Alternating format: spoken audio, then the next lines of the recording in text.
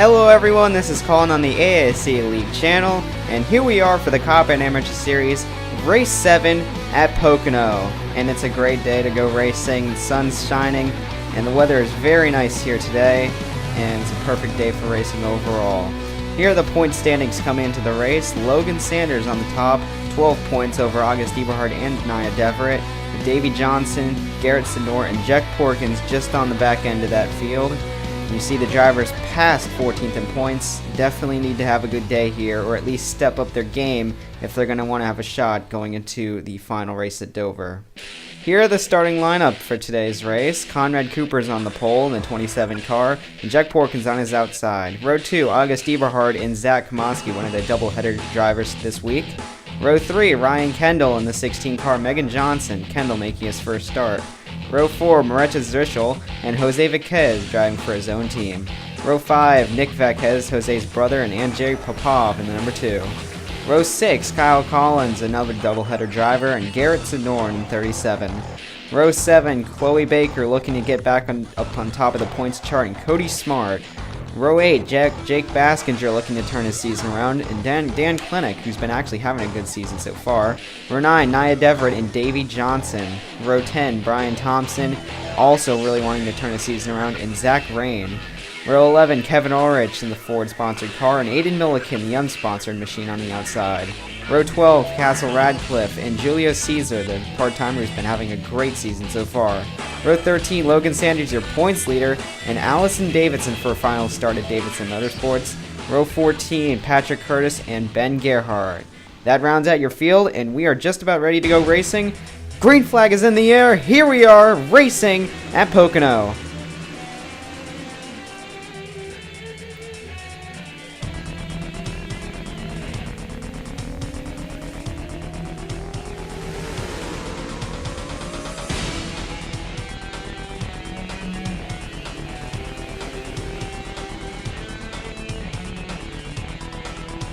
Out of turn 4, Jack Porkins with a huge jump over the 27 car of Cooper Siron, but Cooper's coming back.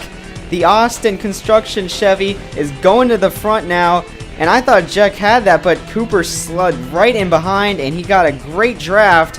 And although Jack Porkins is fighting back on the outside, but it looks like August will give a shove to Cooper, and they'll go driving by on the inside. The 14 sponsored by Auto Trader this week. And that Ford is going to challenge the 27 now. The drivers exclaiming that this track was had a lot of grip and was very easy to pass on. So obviously we're seeing that go to work here today already with 2 lead changes in the first lap. The 14 now looks like he will end up taking over the top spot as Jack Porkins continues to fall back. And now he's going to fall victim to the 81 of Maretta Zrischel. And as we go on Zrischel right now, the 81 car has had an alright season so far. I mean, hasn't run too poorly, but is still 44 points behind the leader in the chase standings, 11th in points, so not doing as best as she could probably be doing in that equipment, but just trying to gain the experience. And right now, if she can have a good run here today, her chase hopes might become alive again. You see Jack Porkins actually making his way back up through the field. Had a bad weekend last week at Talladega. And if he can get a win here, he may jump himself back up towards the top of the points chart. He currently runs 6th, 27 points behind in that Red Stallion Racing Dodge. He's going to make a move underneath Cooper Siron and Chloe Baker moving into the picture. Ben Gerhardt, I mentioned that at the beginning of in the starting lineup that Allison Davidson, this was going to be her final start for Davidson Motorsports. Well, Davidson Motorsports was signed and now is currently under ownership of Tyler Vincent. A new team owner, but it still had the Davidson name. But after this race, it will be officially changed to Vincent Motorsports, and that also the 29 car will be driven by Mackenzie Rustin for the rest of the season. Allison, though, currently just trying to drive her last race in this 29 car and at least try to have a good run in it. Here's another team that's been rather struggling or has had some problems. This is not in the team ownership phase, but the 21 car and the 38 car are 14th and 17th in points. They are the bottom of the barrel, and this is Rick Witt Racing, a team that I expected to do really good. However, they just have not shown the strength. recently announced American Ethanol is going to come on board to sponsor one of the part-time drivers and will sponsor full-time next season. So maybe that could get their team moving in the right direction at least. Back out front, you see the 14 has continued to lead the field. However, Jack Porkins has been trying to catch the 14 all race long, but so far has been to no avail. And currently he has some cars charging from behind. The 26 car of Chloe Baker is going to get on the inside, but Cooper Siren is going to get,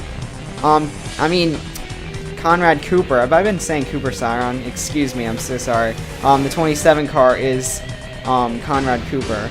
Oh, and the 61 cars around. Kyle Collins in the fence, and he is on his side, and Jack Porkins is involved. I was too busy with Cooper Siren versus Conrad Cooper that I completely forgot that there was a race going on, and the 61 got overturned. I believe so, at least. He rode the wall. Yes, it definitely looks like he's been on his roof. And the Canadian Kyle Collins trying to get a win for the 61 team in his final start of the season. Will not happen today. Here is the replay, and this will tell the tale. And you know, I may have seen Jack Porkins fade just a smidge into the 61 car, but there's just no room there. When they turned back to go in the wall, there was no room there at all. I think it was mainly a factor there just of them being in a 3-wide situation. The 61 car thought he had a little bit more room than he did. Obviously he didn't. Spotters won't really help going down the Long Pond stretch because that's so far away from the spotters tent. As we watch, the 99 going to hit him in the driver's side door and prop him up alongside the wall. And then as he takes the slide through, Jack Porkins is going to go on by. And he's going to tumble. I believe he takes him in one roll. Kyle Collins will end up DNQing from this race, but Jack Porkins will actually continue on. We see some pit stops here as everyone's going to come down pit road, including the leader, August Eberhard. However, Eberhard has a problem on pit road, and that will be devastating to his starting spot on the restart. You see Eberhard nowhere to be found. He is towards the back of the field, or at least towards the back of the top 10. Green flag is out again as Conrad Cooper in the 27 car, not going to make another mistake again. Along behind him is Davey Johnson in the 11. Davey has shown a lot of strength actually this year, but he hasn't really gotten many good finishes for it. He's currently 4th in points and not doing too bad, but the 11 car I believe can definitely start pulling off some good finishes if he can run consistently more up front, as I feel he's trying to be too passive and running toward the back. We're looking at our points leader though. This guy is definitely not passive, as Logan Sanders has done all he needed to do. He has won 2 races already on the year, Martinsville and last week at Kern County, or 2 weeks ago at Kern County. This 83 Centric car has already been announced to be moving up to the Pennzoil Pro Series next year, and supposedly to be driving for Eric Willis, who may be departing from that team. More information on that as it comes. But anyways, as for Logan Sanders, it is no surprise why he's getting all these offers already, as he's been doing a great job in that car this year. Here's Jack Porkins. You see no hood on the car, no problem. He's still going to try to race the field.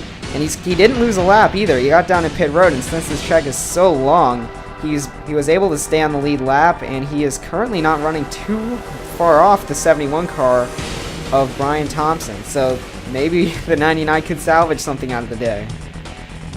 The team that we've been speaking about all week long has been BK Racing, and I haven't been able to mention yet because Zach Komoski wasn't up front, but now we're starting to see him in action here as he moves into the 3rd spot, now trying to contest with his teammate for the top spot, or at least in 2nd. You saw on the right there the mid-race report go by. A little late, but it was around the mid-race report at least.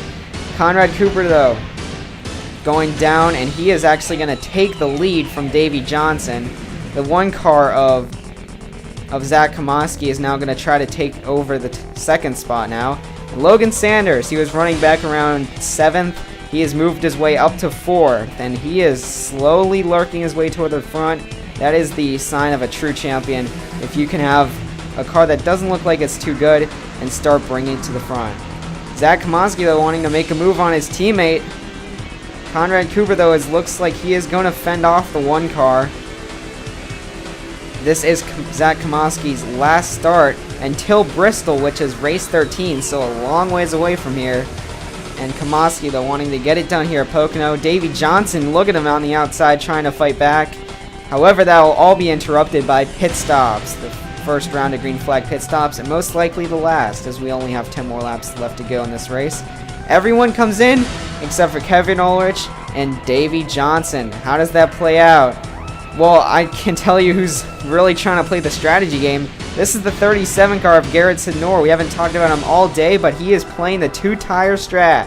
And he is going to the front, and he is going to try to hold off all the people behind him who took 4 tires. But how about this? The 20 crew of Dan Klinick, they took 4 tires too, but wow, look at that. They gained a ton of positions on that pit stop. You see Davey Johnson, the 11 car.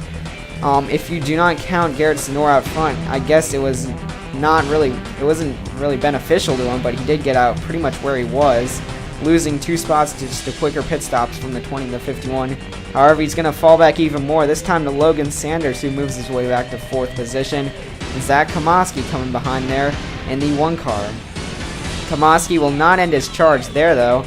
As you see, he is trying to get underneath the 20 car. And he will not be able to get underneath Dan in that corner. However, he will get underneath Naya. Naya hasn't been showing too much speed, but for being 3rd in points, just running a top 10 race, it doesn't cut it because we've seen so much strength out of Logan Sanders. Definitely this is what she wants to see, trying to go to the front. However, who's going to the front? That's Zach Komoski. This peak Chevy is strong. And while we saw Conrad Cooper dominate, it looks like, the first part of the race, it looks like Zach is picking up the slack here at the 2nd quarter. And you see going down the front stretch with 5 laps to go, the 37 car had at least a 3 car length lead on Zach going down into turn 1, but Zach ate it all up and he is going to make the pass. That is what 4 tires does against 2. And while Sidnor had a pretty good strategy, he managed to survive 6 laps, it is not going to work because you see just how fast the 1 was able to get by him. However, I'd also like to mention, we see 2 MALEY Motorsports cars back here. That Chloe Baker and Logan Sanders, both of them. One has had probably the best season of their career, and one probably the worst. Chloe Baker wanting to figure out this season if it stays the same like it's been so far. However, don't count out Davey Johnson. Johnson is back into the mix in this Sharpie Toyota as they are closing in on Komoski now. Baker on the outside, Johnson on the inside. Davey Johnson, I thought he might have dived it in there, but it looks like he'll keep it clean, and he'll wait to make his move on Komoski. Out of turn 2. Davey Johnson now on the inside of Komoski. He's got it. He is there, and he is going to have the preferred line going through 3, and it's not even a contest. Johnson to the front, coming to the white flag. Out of turn 3, Chloe Baker trying to clear now. Chloe needs to clear if she's going to have a shot at making a run against Davey Johnson. Chloe is cleared. Here comes August Eberhard in the 14. Haven't seen him since he lost track position from pit stops, but he's back at the front again. I think a little too late, however. White flag has been displayed out of turn 1. Davey Johnson going down the Long Pond stretch, passing the pine trees. And currently it looks like he will have a good margin of distance between him and Chloe. Zach Komoski trying to work underneath Chloe Baker. And I think that's what's going to seal the deal. However, Chloe fights back. Chloe has to have a great run down into turn 3 to have anything for the 11 car. And it does not look like it. That's just too big of a margin to overcome. Johnson, if everything goes right, out of turn 3, he should have the win. Bringing it home, here comes Davey Johnson for his first career win. And JVS Motorsports, they will also go to victory lane for their first time in their careers. And Johnson, I suspected he had a fast car today. He just needed to be aggressive and make his move. He did it today, and he proved he is a winner. Davey Johnson takes a checkered flag. And in brilliant fashion, the 11 car will go to victory lane and celebrate with victory burnouts. Here is the finishing results. Johnson on top of the board. Chloe Baker and Logan Sanders teammates 2nd and 4th. Zach Komoski a hard-fought 3rd. He will not get the win, though. Eberhard, one of the fastest cars earlier in the race, as well as Conrad Cooper 5th and 6th. pit strategy did not work out for the 37 either. He finished 7th. Allison Davidson comes in with an alright 15th place, but how about Jack Porkins rallying home for a 23rd, finishing in front of 4 cars that had fairly not damaged cars. So Jack Porkins doing what he needed to do, but it's not going to save him as he falls to 7th in points. Logan Sanders, however, improves his point lead by 1 point over August Eberhard. Johnson's up to 3rd, Nia Deverett in 4th. And here is 15th through 18th. These drivers, I would have to say, are pretty much out of it at this point. There's not much coming back from that. Anyways, that's all for now on the ASCA League channel. We'll see you next race, Race 8 at Salem. Thank you all so much for watching. This is the ASCA League, signing out.